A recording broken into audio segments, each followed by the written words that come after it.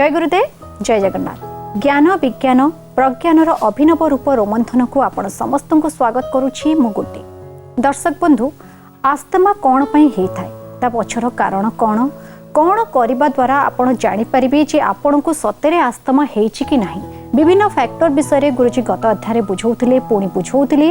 Astrology अनुसार केउ ग्रहंकर स्थिति किपरि थिले आपणक जातकरे जड़ा पड़िबो जे आस्थमा आपणको हबार अछि। आउ कथा अधारे अटकी जाइतला आज पुणी सेठु आरंभ करबा। सेतिपे प्रथमे स्वागत करबा आपण समस्तंकर प्रिय रेकी मिशन प्रतिष्ठाता तथा वैज्ञानिक गुरु गुरुदेव श्री संत महोदय को। गुरुजी आपण को कार्यक्रम को स्वागत। जय गुरुदेव। जय गुरुदेव। विभिन्न फैक्टर विषय बुझौथिले पुणी एस्ट्रोलॉजी बा ज्योतिष शास्त्र अनुसार कौन ग्रह किपरि अवस्था थिले होई थाए आस्थमा से विषय कहउथिले, किंतु ग्रह पथर सेठी कथा अटकी जाइथिला। कोन कहया को चाहेबे? जहां हमें चर्चा करथिले ज्योतिष विज्ञान विषय रे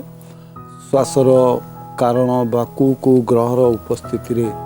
रोग हुए एवं रोगर कारण कौन बा फैक्टर ऑफ आस्थमा ताहा चर्चा करिया पूर्व आम जाइथिले ज्योतिर्विज्ञान को।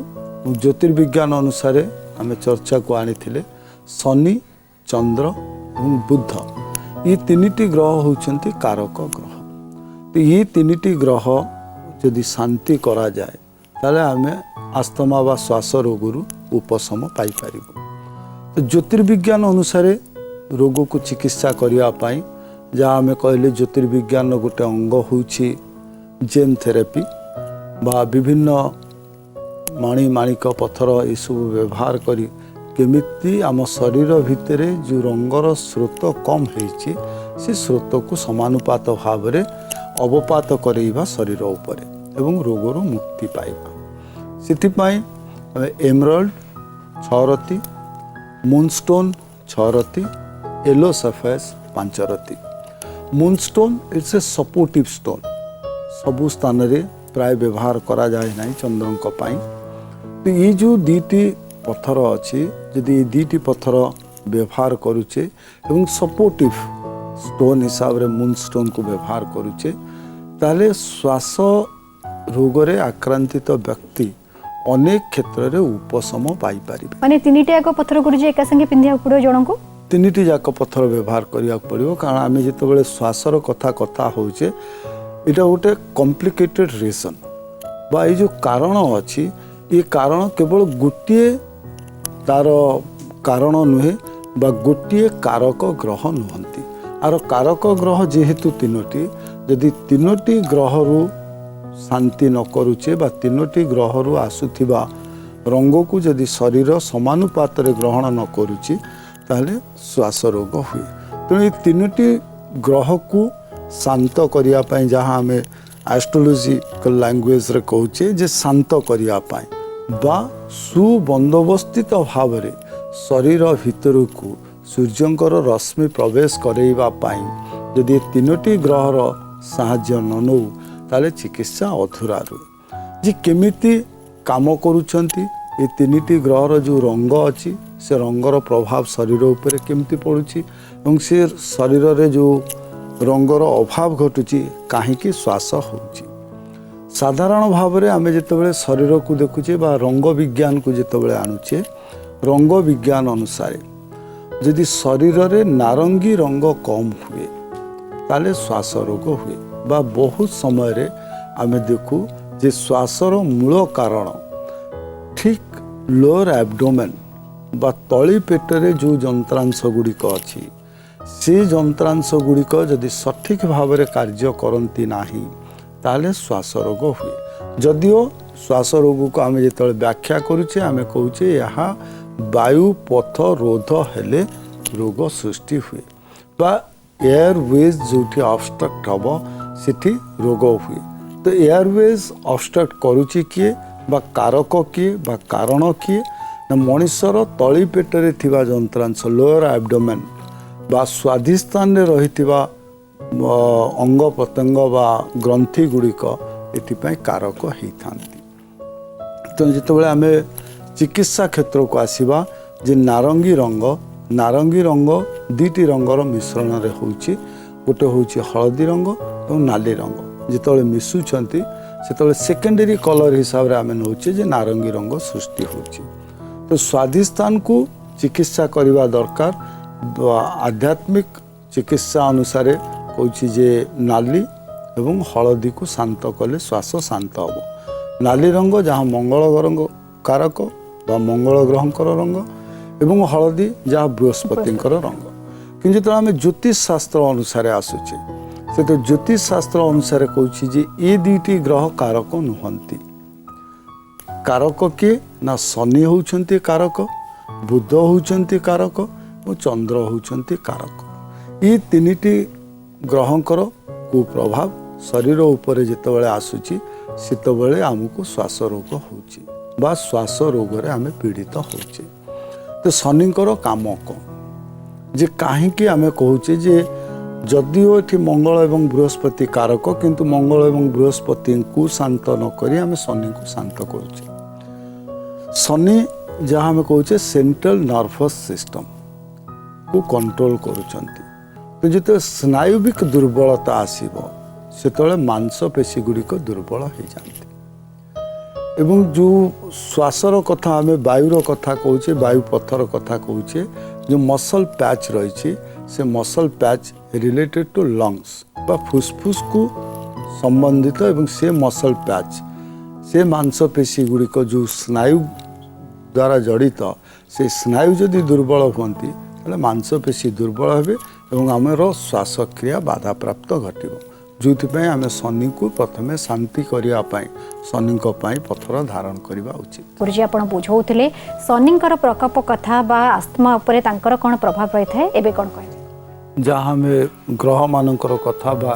केमिति शरीर उपरे तार प्रभाव रहुची बा साइंटिफिक रीजन कौन बा इनर मेकानिज्म अनुसार ग्रह मानकर कौन प्रभाव पड़ुची बा जोठी मंगल एवं बृहस्पति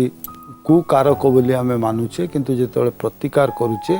सेतेबाला अन्य ग्रहों प्रतिकार करुचे। प्रथम ग्रह शनि शनिकर कथा आम चर्चा कले जे प्रथम आमर जो नर्वस सिस्टम अच्छी ताकू बा स्नायुविक दुर्बलता को दूर करवा दरकार। द्वितीय जहाँ आम कहूचे जे एयरवेज ब्लॉक कौन पाई होची due to formation of mucus बा शरीर भितर जितेबाला नाଳ तैयारी हो जाउची ब्रोंकल पैसेज रे सेतल कौन होची ब्रोंकल पैसेज रो जो पथ अच्छी जो रास्ता अच्छी से रास्ता संकुचित हो जाउची। तो से संकुचित हवा द्वारा पवन यातायात रे कष्ट अनुभव आमे करूचे। एवं कफर कारक की कफ कारक ग्रह होउचंती चंद्र बा शरीर भितर शीतलता प्रदान करुथिबा ग्रह होउचंती चंद्र बा जेतेबेले आम शरीर रे धला रंग अधिका हो जाए सेतेबेले कौन हुए कफ सृष्टि हुए। जोथिपाई आम मूनस्टोन यूज करुचे बा चंद्रंकर प्रतिकार करुचे। चंद्रंकर प्रतिकार करने द्वारा शरीर भितर जो धला रंगर प्रभाव से प्रभाव रु आम निस्तार पाउचे एवं आमर जो ब्रोंकल पैसेज अच्छी बा जो पथ दे पवन जाउची लंग्स पखकू सेठी जेतिकी म्यूकस फॉर्मेशन होची सेतिकी म्यूकस फॉर्मेशन हबो नाही जहा द्वारा आमको श्वास नबारे जो प्रक्रिया अच्छी से श्वास प्रक्रिया रे कौनसी प्रकार कष्ट अनुभव करवा नाही जोथिपाई चंद्र को मध्य प्रतिकार करा जाउची। तापरे कहा जाउची जे बुद्धंकर प्रभाव एवं कोठी पड़िबो बुद्धंकर प्रभाव ना बुद्धंकर प्रभाव जेतेबेले मस्तिष्क उपरे रहिबो। तो बुद्ध जहाँ आमे जानिछे जे बुद्ध ग्रहंकर जहाँ आचार व्यवहार विचार ये होची गोटे नपुंसक ग्रह बा क्लीबलिंग जितेबाला तार प्रभाव रोचे मस्तिष्क उपरे सेतेबाला आम भितर क्लीबत्व देखा दूची बा आमे गोटे धारा रे रहुने सबले दोदुल्यमान अवस्था रे रहूचे। दोदुल्यमान अवस्था चिंता को नहीं कुआ जाए नाही जो रासायनिक प्रक्रियाकरण होची मस्तिष्क भितर से रसायन रो प्रभाव सठिक भाव रे शरीर रे रहू नाही। शरीर को सठिक भाव रे गढ़ी तोलिया पाई जहाँ आम कहूँ सठिक भाव रे कार्य करिया पाई शरीर भितर थिबा एंजाइम शरीर भितर थिबा केमिकल्स ये सबूर जदि समानुपात भाव रे मिश्रण शरीर भितर न हुए ताले शरीर भितर नाना व्याधि देखा दी। तो ये जो आस्थमेटिक अटैक होची बा जो श्वास रोग द्वारा आम आक्रांतित होचे केवल जे स्नायुगत दुर्बलता नुहे केवल मांसपेशी सक्रिय नथिबा हेतु नुहे बा एयरवेज ब्लॉकेज हवापाई जो प्रकार आम प्रतिकार नौचे से नुहे आधे कौन हुए ना आमर जो रासायनिक प्रक्रिया अच्छी से रासायनिक प्रक्रिया रे मध्य अनेक गुड़े दोष त्रुटि देखा दिए। तो से जो रासायनिक प्रक्रिया को सठिक रखापी सक्रिय रखापी सुचारू रूप से शरीर भितर कार्य करने बुध ग्रह को शांति करने दरकार बा बुद्धंठू आसुथिबा रंग ग्रहण करने दरकार। तो बुद्धंकर प्रभाव कौटी पड़ो ना हृदय क्षेत्र में पड़ो। तेणु जो रंग कथा आम नौचे बा जो प्रकार आम एस्ट्रोलॉजी कथा विचार करुचे एस्ट्रोलॉजी रे से तीनोटी पत्थर व्यवहार करने को कहगला जहाद्वारा इतक कहुई जे संपूर्ण आरोग्य श्वास नहेले श्वास रोगी मान को अनेक क्षेत्र में उपशम पाइबे। से उपशम कौन जमती आम कहले श्वास सहित अनिंद्रितता बा निद नहबार रोग गोटे जोड़ी होकी अच्छी छाती रे जंत्रणा अनुभव करवा श्वास रोग सहित जड़ित ही अच्छी काश हवा श्वास रोग सहित जड़ित ही अच्छी आखिरू पानी बाहर नाकरू पानी बाहर जो सिम्पटम्स तक कहले तेणु जो सिम्पटम्स अच्छी ताकू कंट्रोल करने एवं शरीर को सुस्थता अनुभव करने ये तीनोटी ग्रहर प्रतिकार आवश्यकता अच्छी। ये हूँ एस्ट्रोलॉजी कथा ता सहित जो रंग विज्ञान आसते भिन्नता देखा दूची। रंग चिकित्सा जो आम करुचे आम सीधा सड़क रंग को जाऊे आम एस्ट्रोलॉजी रे जो तीनिटी ग्रहर उपशम करने आम व्यवहार करुले पत्थर से आम जो रंग पाखक आसुचे आम दीटी रंग व्यवहार करुचे गोटे हूँ हलदी गोटे हूँ नाली। तेणु रंग चिकित्सार जहाँ पद्धति जे जो पानी को आम चार्ज करके पीऊचे बा सूर्यों पाखु जो रश्मि आसूची ता देहरु केमती अधिक रंग संग्रह करहब से विभिन्न बोतल व्यवहार करुचे। जो मानू श्वास रोग होती जदि नारंगी रंगर बोतल न पाती ताले हलदी एवं नाली रंगर बोतल ले पानी सूर्यों द्वारा पानी को चार्ज करेंगे बा सूर्यों ठारू से रश्मि ग्रहण करेंगे। नाली एवं हलदी रंगर पानी उभय को सम परिमाण रे से पी पारे जहाँ हूँ रंग चिकित्सार चिकित्सा पद्धति बा जदि नारंगी रंगर पानी बोतल पाती ता भितर नारंगी रंगर पानी को से सूर्य किरण रे रखंतु संध्या समय तलू आणतु बा गोटे अंधार स्थान रे रखंतु एवं से पानी को व्यवहार करेंगे जहाँ द्वारा श्वास रोगरु उपशम मिले। आम चर्चा रे आसीथिले द फैक्टर ऑफ आस्थमा बा जो आस्थमा बा श्वास रोग होची तार कारण कौन। एस्ट्रोलॉजी अनुसार आम कारण जानिले जितेबाला आमर मांसपेशी दुर्बल हुए स्नायुविक दुर्बलता आसे जितेबाला शरीर भितर कफ जमी जाए जितेबाला शरीर रे रासायनिक प्रक्रिया रे कौनसी प्रकार त्रुटि विच्युति देखा दिए सेतेबाला श्वास रोग शरीर रे हुए। किंतु जितेबाला मेडिकल साइंस को आसीबा बा चिकित्सा विज्ञान को आसीबा चिकित्सा विज्ञान में अनेक गुड़िए कारण कहा जाइछि जे जोथि पाई आम शरीर भितर आम ये श्वास भली रोग को अनुभव करुचे। तो से कारण गुड़िक जितेबाला जानिबा सेतेबाला आम सतर्कता अवलंबन करिपारिबा। तेणु सतर्कता अवलंबन करिबा पाई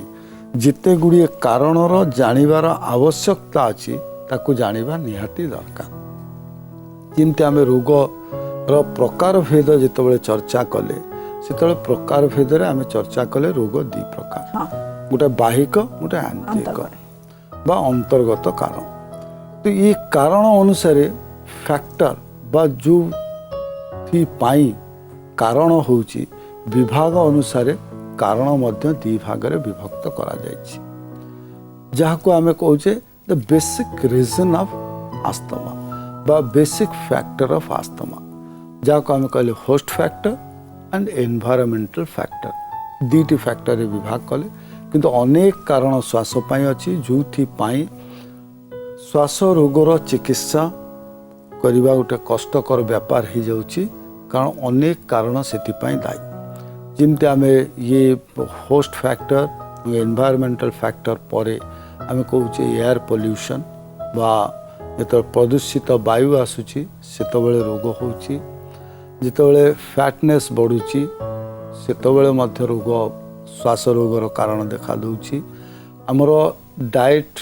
बा जो खाद्य आम खाऊचे खाद्य मध्य गोटे कारण श्वास रोग पाई एवं जो औषध व्यवहार करुचे औषधर मध्य प्रभाव रहुची शरीर उपरे जहाँ पाई श्वास रोग होची तेमती अनेक गुड़िए कारण अच्छी जो कारणरू आम निजको दूरे रखा दरकार जे आमको श्वास रोग न हो बा श्वास रोग द्वारा आम आक्रांतित न हो। जे आपण बुझेबा को चाहूतिले होस्ट फैक्टर विषय रे आस्थमार कोन कहबे जहाँ आम होस्ट फैक्टर बा अंतर्निहित कारण बाहर कारण नही आम शरीर भितर कौन एमती कारण अच्छी जो आम ये रोग द्वारा संक्रमित होची तार सबुठु बड़ कारण होची आम जहाँ को कहचे जे वंशगत कारण जे वंशगत कारण बा हेरिडिटरी रीजन बा एमिति किछि वंशगत गुण आम भितर रही जो गुण द्वारा बा जो गुण सूत्र द्वारा आमको श्वास रोग होची यह केवल कहवा कथा नुहे आ ऊपर अनेक विश्लेषण मध्य करा जाइछि अनेक गवेषणा करा जाइछि जोठी देखा देइछि जो पिला मानकर बापा मां को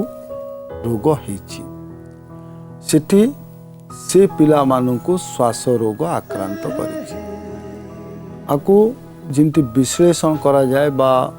आको अनुध्यान करा जाए अनेक समय अनुध्यान करिया परे ये निर्यास उपनीत होइछे जे श्वास गोटे वंशगत कारण जहाँ वंशरे अच्छी ताको हब ये श्वेत प्रश्न आसीपे जे प्रथमे जो व्यक्ति को होइछि तार तो वंशरे नथिला जे प्रथमे केमिति रोग हला सेतिपय आमे आउ गोटे फैक्टर कहले जे एनवायरमेंटल फैक्टर बा एमिति किछि कारण अछि जो कारणरू प्रथमे गोटे वंशरे यदि सूत्रपात घटिछि बा प्रथम श्वास रोग आरंभ होइछि तापरे से श्वास रोग गुणसूत्र अनुसार वंशानुगत भाव रोग चली जहाँ को आम कहले जे यहाँ वंशगत रोग जिते रोगी देखा जाउछंती आस्थमार जी रिसर्च करा जाउछि तादेरु पाखापाखि 50% रोगी जो मानक श्वास रोग होइछि जो शिशु माने हुंतु बा व्यक्ति माने हुंतु जो माने श्वास रोग द्वारा आक्रांतित होइछंती से 50 भाग रोगी वंशगत कारण पाई सेमानंकु ए रोग आसीछि तो गुणसूत्र रे ए रोग आसुछि ए रोग केमिति निराकरण करिबा बा जोठी वंशगत बा हेरिडिटरी अछि से चेन को केमिति ब्रेक करिबा जेतेबेला आमे रोगर निराकरण विषय चर्चा करिबा से विषय चर्चा करिबा ए जो चेन आछि चेन को केमिति ब्रेक करिबा बा वंशगत रोग को मध्य दूर करा जाई परिबो जहाँ हुए तो चिकित्सा विज्ञान रे उपाय न थाई पारे किंतु प्राकृतिक चिकित्सा विज्ञान बा जहाँ आमर प्राच्य चिकित्सा विज्ञान तादेर अनेक एमिति उपाय अछि जो उपाय को अवलंबन करिबा द्वारा ये जो वंशगत रोग आमे कहूचे ये वंशगत रोगरू आमे दूरेई पारिबा। द्वितीय कारण जहाँ कहले आमे एटोपी बा पारिवारिक गुण जे गुटे आम अजाणतरे आमे जन्म होइछे तेणु से गुणटा आम शरीर उपरे प्रभाव करुछि बा आम अजाणतरे से रोग आम शरीर को प्रवेश करुछि। आउ गोटे कारण होछि होस्ट फैक्टर जे आमे अनेक गुड़िए एमिति कार्यकलाप अछि जहाँ को आमे अनुकरण करुछे एवं से अनुकरण पाई बा पारिवारिक दोष पारिवारिक गुण को जेतेबेले आमे परिवहन करुछे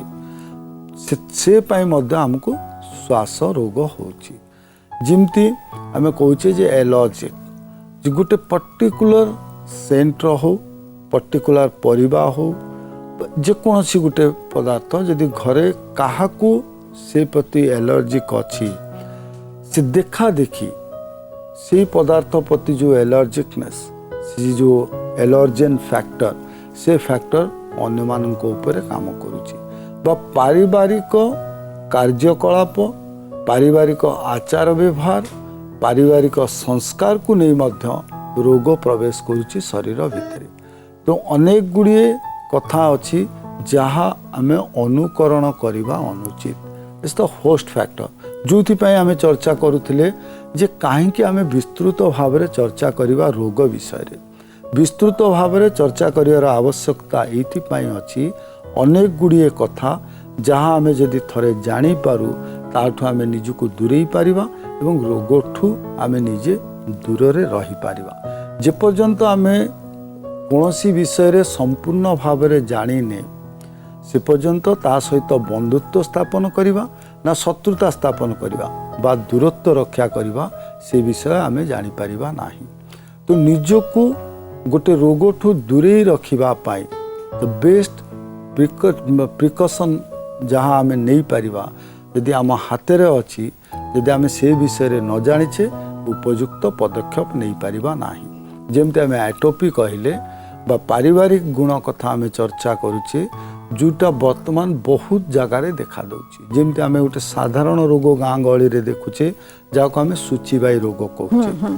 सूचीबाई रोग से गोटे मानसिक स्तर रोग एवं आसूची कौटी ना परिवार को अनुकरण करी आसूची जेहेतु आर बाह्यिक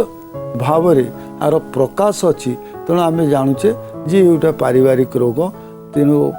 आम सेठू दूरेवाई चेष्टा करुचे किंतु जो श्वास कथा आसूची पारिवारिक गुणरू आम श्वासक्रिया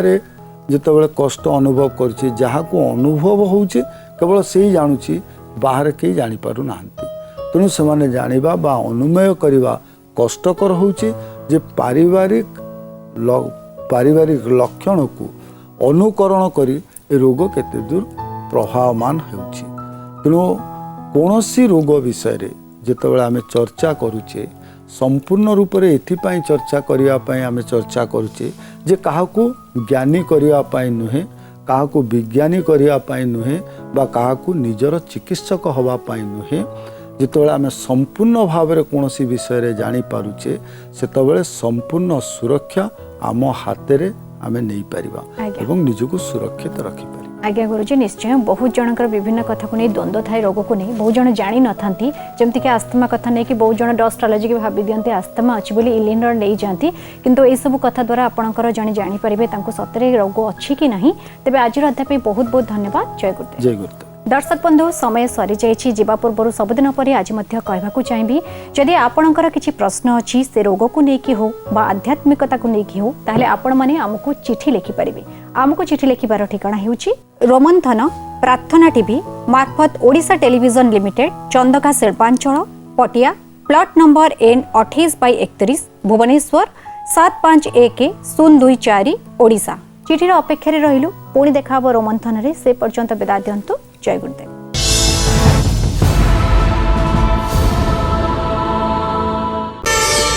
प्रार्थना आम आनंदर उत्सव।